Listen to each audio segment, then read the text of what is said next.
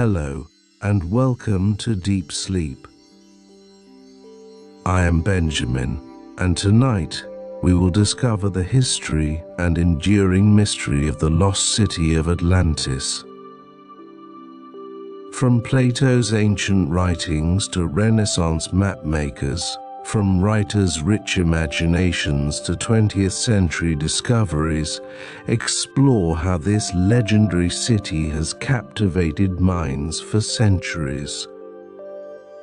Let this calm and fascinating tale of myth, history, and wonder ease you into a restful sleep. Before we begin our journey tonight, let's take time to relax and let go of the stresses of the day. Allow your body to sink into the mattress beneath you. Here and now, there are no obligations, no to-do lists. By simply lying in bed with your eyes closed, you are already giving your body nourishing rest. Close your eyes and take a slow, deep breath in, and as you exhale, let any tension begin to melt away. Feel the surface beneath you, supporting your body completely. With each breath, you'll guide yourself into a deeper state of calm, gently relaxing your body. Bring your awareness to your toes, wiggle them softly, feeling any tightness begin to dissolve. With your next exhale, let them become warm, soft, and heavy. Allow this feeling to spread through the soles of your feet, up to your heels and into your ankles. Now, let the relaxation travel upward, flowing like a gentle wave into your lower legs. Feel your calves soften, your shins unwind. Each breath, you sink a little deeper into calm, releasing any tension in your knees and thighs. Let the heaviness settle into your legs as they become loose and relaxed. Turn your attention to your hips and lower back. With each breath in, imagine a warm, soothing light filling this space. As you exhale, release any tightness, allowing your hips and back to relax fully, sinking deeper into the surface beneath you. Now bring your focus to your abdomen. Take a deep breath in, letting your stomach expand gently, and as you exhale, feel any stress leave your body. Let your breath flow naturally as your chest softens and your ribcage opens, allowing your lungs to fill and empty with ease.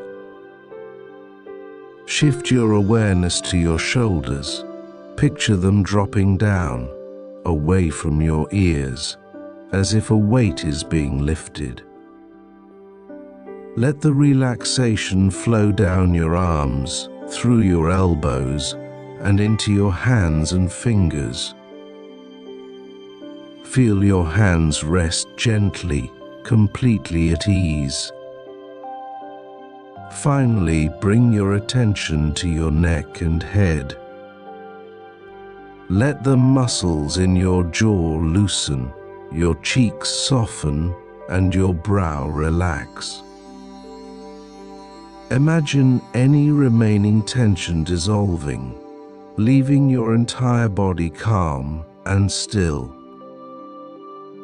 Take one more deep, soothing breath, and from your toes to the top of your head, your body is now fully relaxed, grounded, and at peace.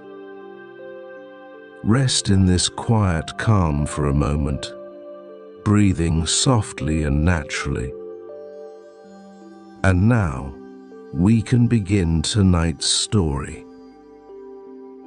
Beneath skies forever kissed by sun, where waters shimmered like liquid sapphire, there lay a kingdom lost to time. The city of Atlantis. It was no ordinary city, for its beauty was said to rival that of the heavens, its splendor woven by gods and men alike. Here, at the edge of the world, surrounded by the boundless sea, Atlantis stood as a beacon of power, wealth, and divine artistry.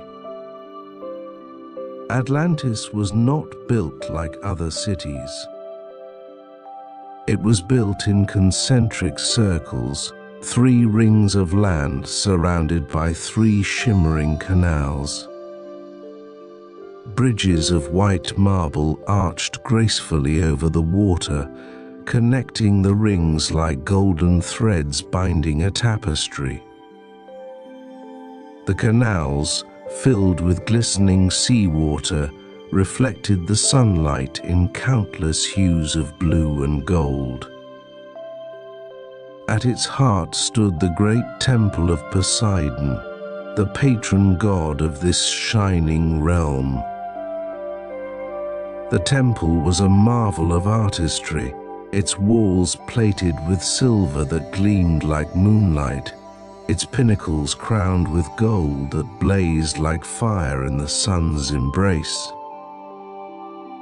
Statues of Poseidon loomed above, carved with a precision that seemed almost alive.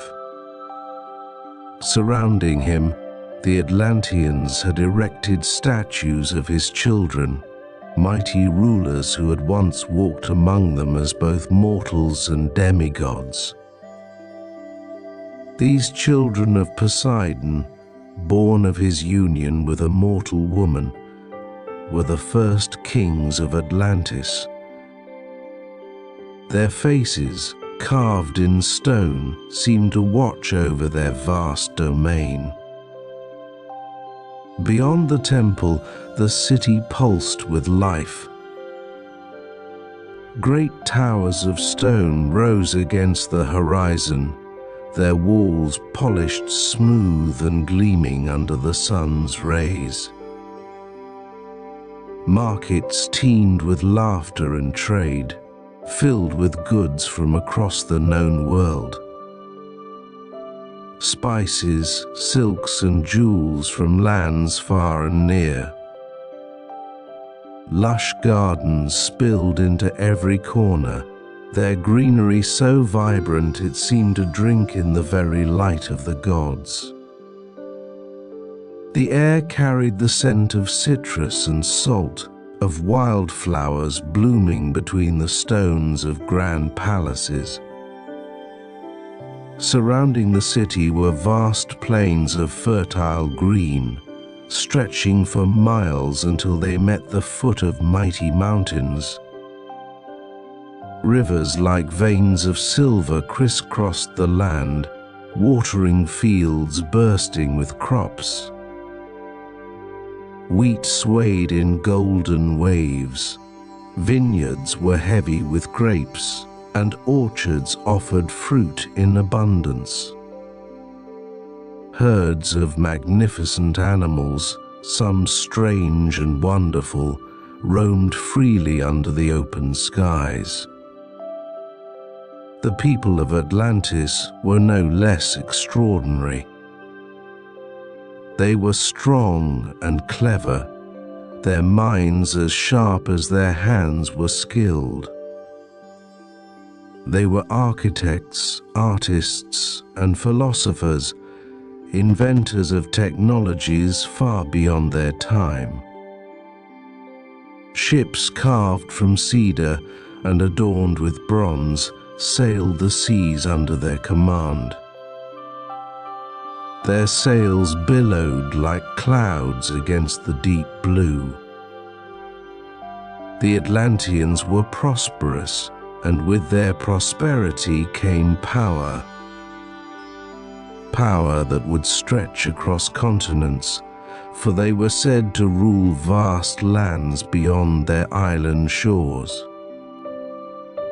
But even in their glory, a shadow began to grow within Atlantis. For all their wealth and wisdom, the Atlanteans had grown greedy and proud. Their hearts turned away from the virtues that had once brought them favor with the gods.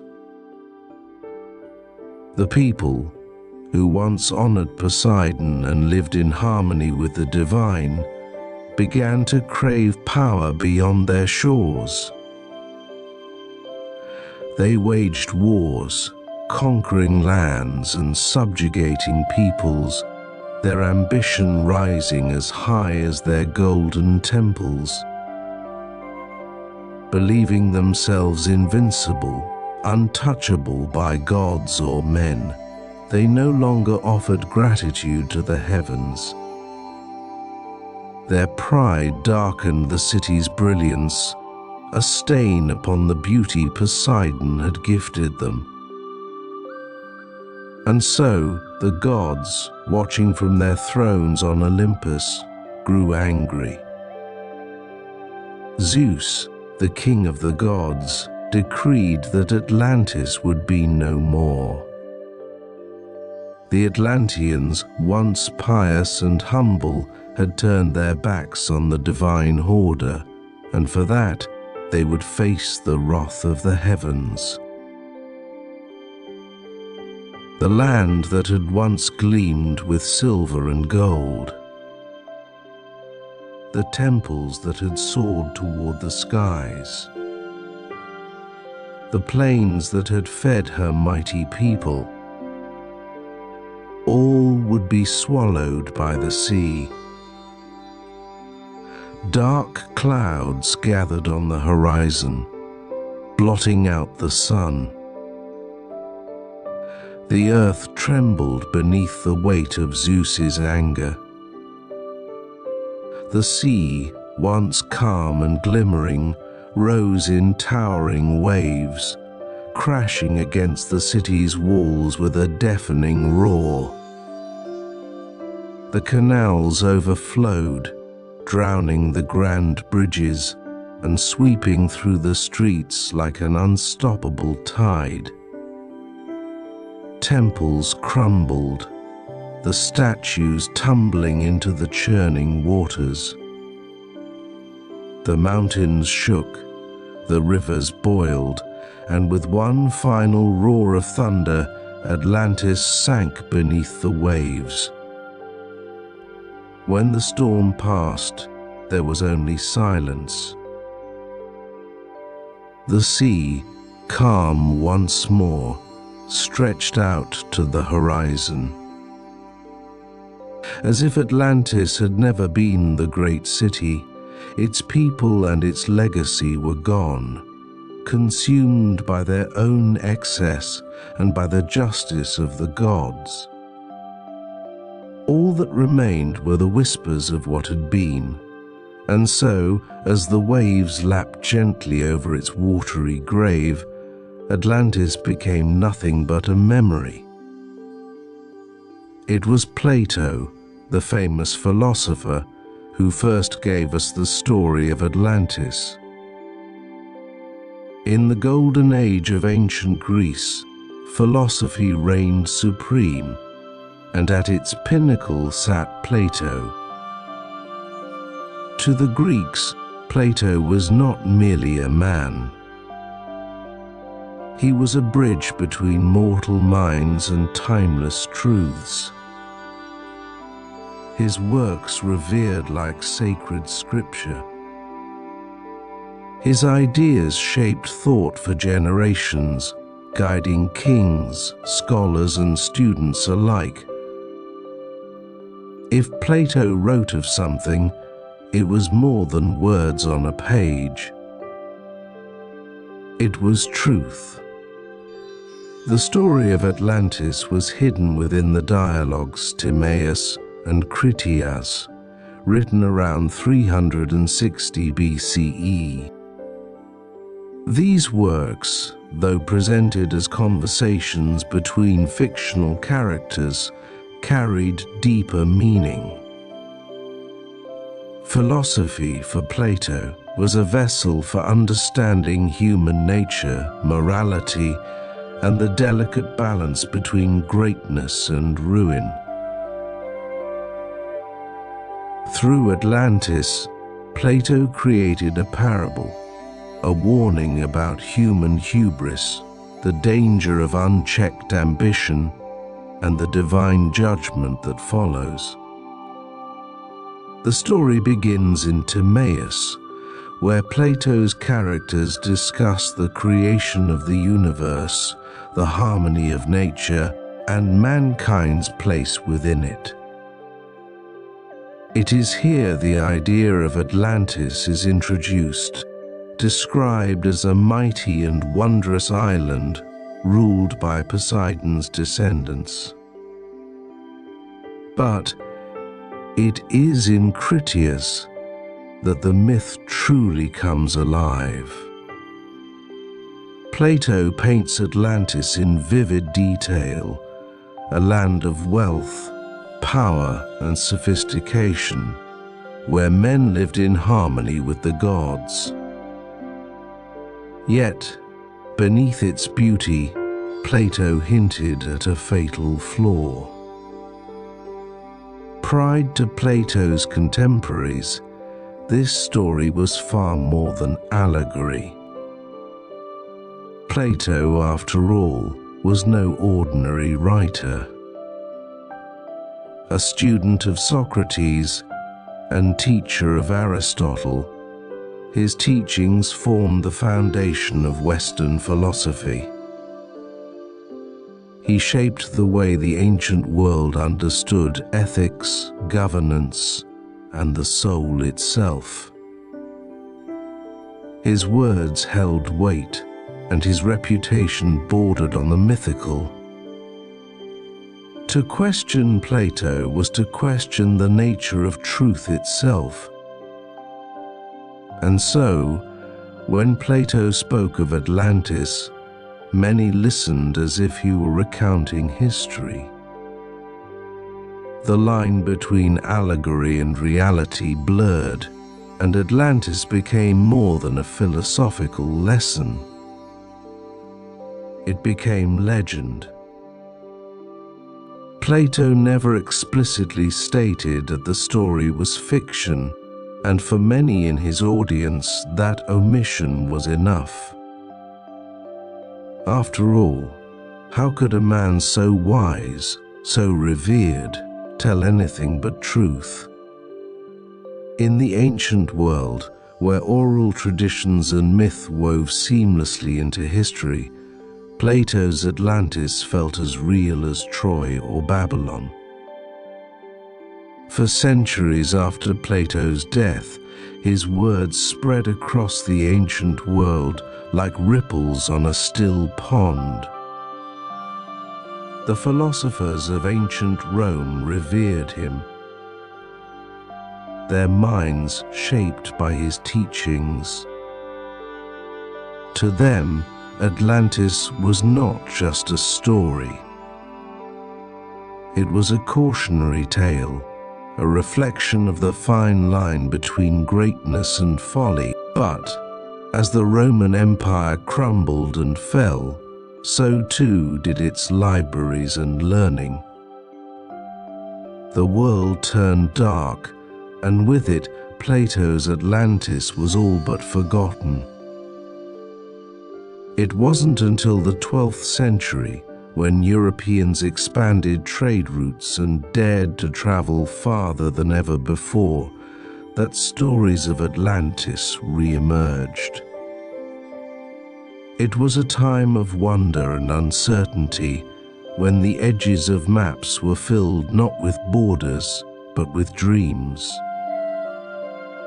The known world was small, and beyond it lay the terra incognita, lands unseen.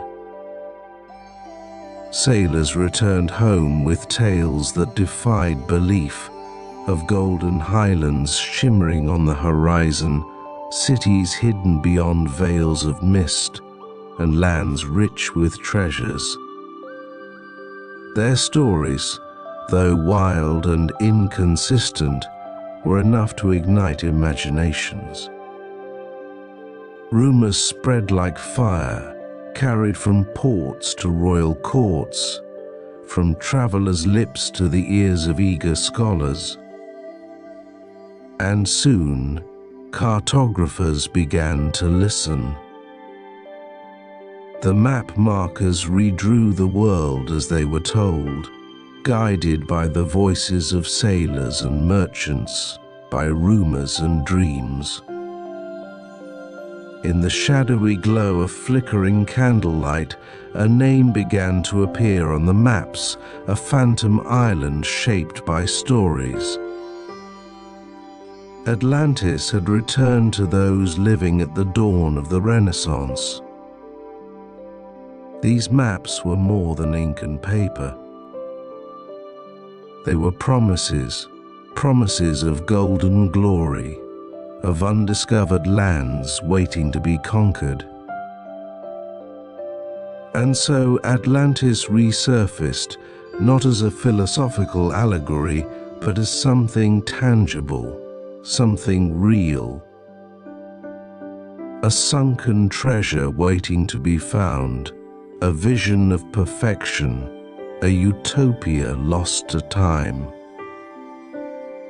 By the 17th century, the world was changing. The age of exploration had revealed vast new lands across the globe.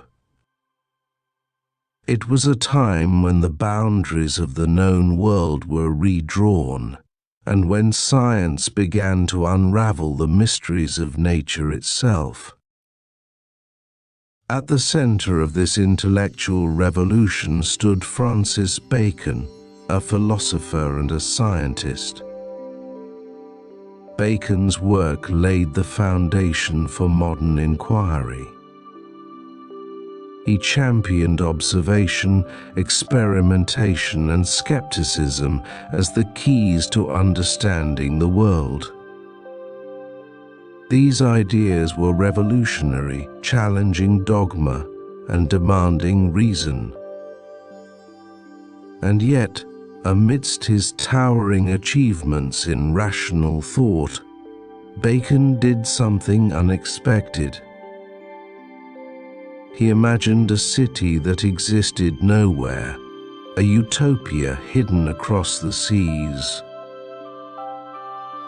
In 1627, the year after his death, Bacon's final work was published, The New Atlantis. It was not a treatise on science, nor a work of philosophy, but a vision. A story of an ideal society, built on the harmony of faith and reason. And at its heart was the island of Ben Salem, and at its heart was the island of Ben Salem, a place inspired by the legendary Atlantis. Bacon's Atlantis was not the doomed, prideful kingdom of Plato, but a paradise, a shining beacon of human potential. It was a city untouched by human flaws, a blueprint for the world as it could be. In Ben Salem, science was not the enemy of religion, but its companion. Knowledge was revered, discovery celebrated. The people of this new Atlantis were not plagued by disease or hunger. Instead, they lived long, fulfilling lives, thanks to their mastery of medicine. Bacon described grand libraries filled with the wisdom of the ages and towering structures devoted to study, where scholars toil to uncover the secrets of the natural world. They cured diseases, that had plagued humanity for millennia. They created machines of wondrous technology, devices that could fly through the air, harness the power of wind and water, and improve the lives of every citizen. In Bacon's words, Ben-Salem was a city of enlightenment, of order, and of peace. Here, knowledge did not lead to greed or ruin, deeper understanding of the divine. Science and faith, so often at odds, coexisted in perfect harmony. It was a society governed not by war or wealth, but by wisdom. Bacon was not the only person inspired by Plato's Atlantis. In his 1870 masterpiece, 20,000 Leagues Under the Sea, Verne gave Atlantis a new form, reshaping Plato's parable into a story of adventure and imagination. Within its pages, Captain Nemo and his crew aboard the Nautilus descend to the ocean depths. It is here, far beneath the waves, that they stumble upon the remains of Atlantis, a kingdom once great, now reduced to silence. Verne's Atlantis is not the vibrant, thriving paradise described by Plato or Bacon. It is something older, more somber. As Captain Nemo guides the crew through its ruins, Verne paints a haunting picture of a city swallowed by time. Great temples lie cracked and broken, their marble facades eroded by the ocean's currents. Statues of long-forgotten gods rise from the sea floor, their once magnificent forms now cloaked in barnacles and shadows. Streets that once hummed with life are now choked with sand, their silence broken only by the soft sway of seaweed and the whisper of passing fish. Through Verne's words, Atlantis becomes something both tragic and beautiful. It is a place where greatness met its end, where the ambitions of men crumbled beneath the weight of nature's power. Yet, even in ruin, the city retains a kind of magic. A world preserved beneath the sea, untouched by time, waiting to be found by those daring enough to seek it. As Captain Nemo and his crew drifted silently past the ruins of Atlantis, Verne invited us to ask a question that has lingered ever since. If such a place could exist beneath the waves, what else might lie hidden, waiting to be discovered? It is a question that has fueled explorers, storytellers, and dreamers for over a century. It is a question that ensures Atlantis will never truly be lost. By the late 19th century, the world was a very different place.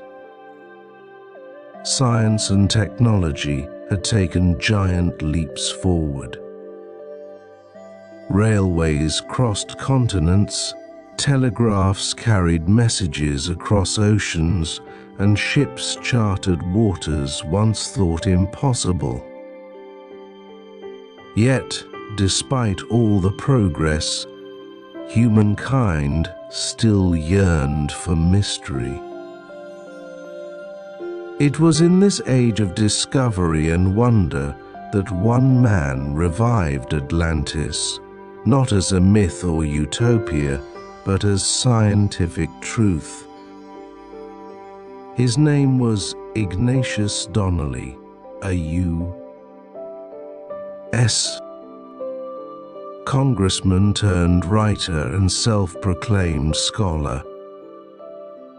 In 1882, Donnelly published a book that would reignite the flames of obsession and reshape Atlantis for a modern audience.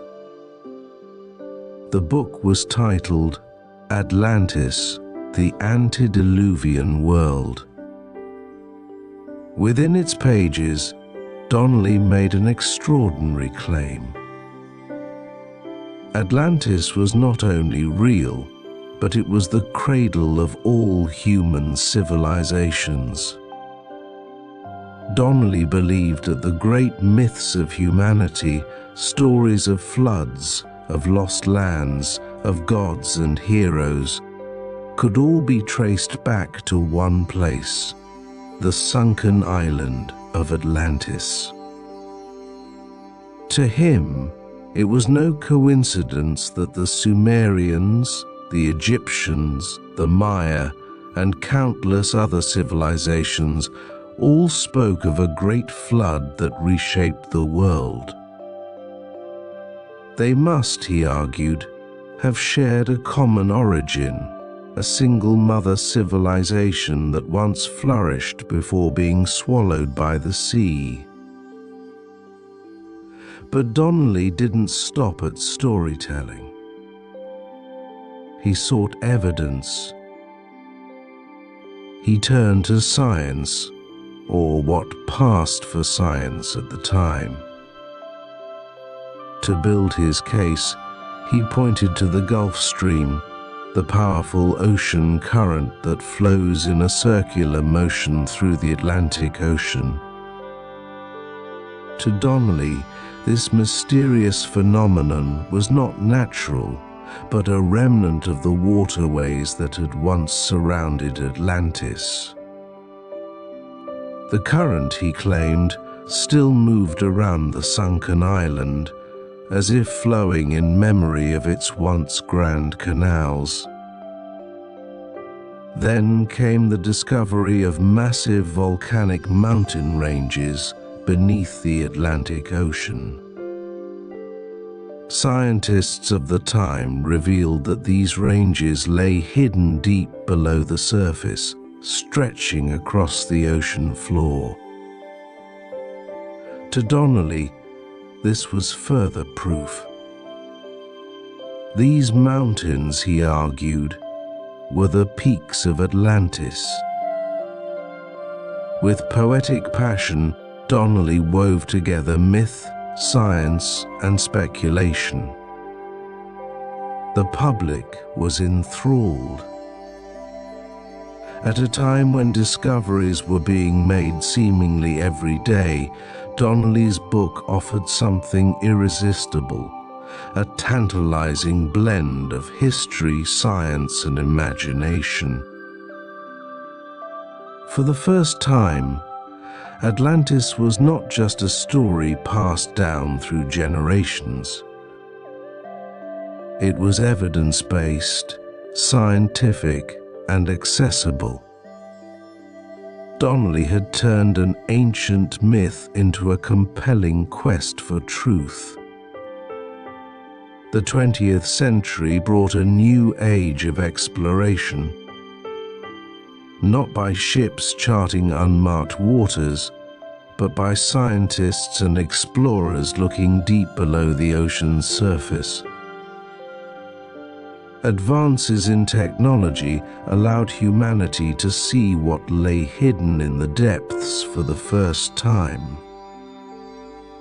And what they found stirred imaginations, sparking fresh theories about the lost city of Atlantis. Throughout the 20th century, from the Caribbean to the Mediterranean, explorers reported strange stone formations, walls, and roads hidden on the seafloor. Each discovery was hailed as potential proof of the lost city. Perhaps the most famous example came in 1968. Off the coast of the Bahamas, divers stumbled upon what appeared to be a series of rectangular limestone blocks beneath the water's surface. This structure, known as the Bimini Road, quickly captured the public's imagination. The stones were eerily symmetrical, laid out in a path that stretched for hundreds of feet. To some, it looked like a man-made road. Excitement spread like wildfire. Believers argued that the Bimini Road matched descriptions of Plato's canals and pathways. They theorized that this was part of the sunken city, preserved beneath the waves for thousands of years. Explorers descended into the waters to study the stones, hoping to uncover secrets that might rewrite history. Yet, as science often does, the excitement was tempered by skepticism.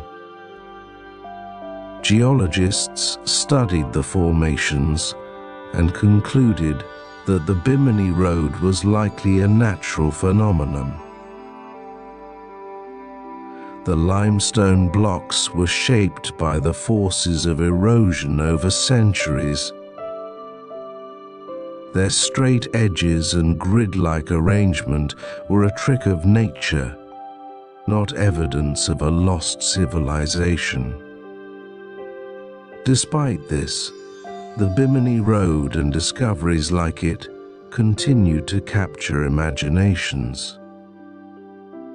Similar claims arose from other locations. Strange structures near the coast of Japan alleged ruins off the shores of Cuba and submerged cities in the Mediterranean. Each new expedition promised answers. There is something about the idea of a lost city, a place of unimaginable beauty and wisdom, swallowed by the sea that refuses to die. Even now, the ocean keeps its secrets well, its vastness hiding more than we can see or imagine. For every myth dismissed, there remains a lingering sense of wonder. A quiet hope that perhaps, just perhaps, Atlantis is still out there. And so, the legend lives on. Not because it is proven, but because it speaks to something deeper within us. For dreamers, it is a paradise lost. A shimmering kingdom that reminds us of beauty and perfection just beyond our reach. For adventurers, it is treasure waiting to be found. The mystery buried deep beneath the waves, calling out to those brave enough to seek it. For thinkers, it remains a lesson in human pride. A cautionary tale of greatness undone by greed. A reminder that even the mightiest can fall. Perhaps Atlantis never sank beneath the sea at all. Perhaps it rose within us. A dream of what could be. A vision of a world greater than our own. And so, we are left with the question that has lingered for millennia. What do you believe? For as long as we ask that question, Atlantis will never truly be lost. It lives on, ever-changing, eternal, just beneath the surface of our imagination.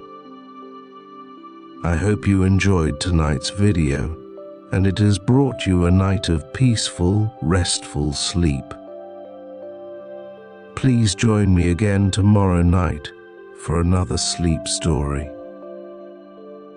Until then, sweet dreams.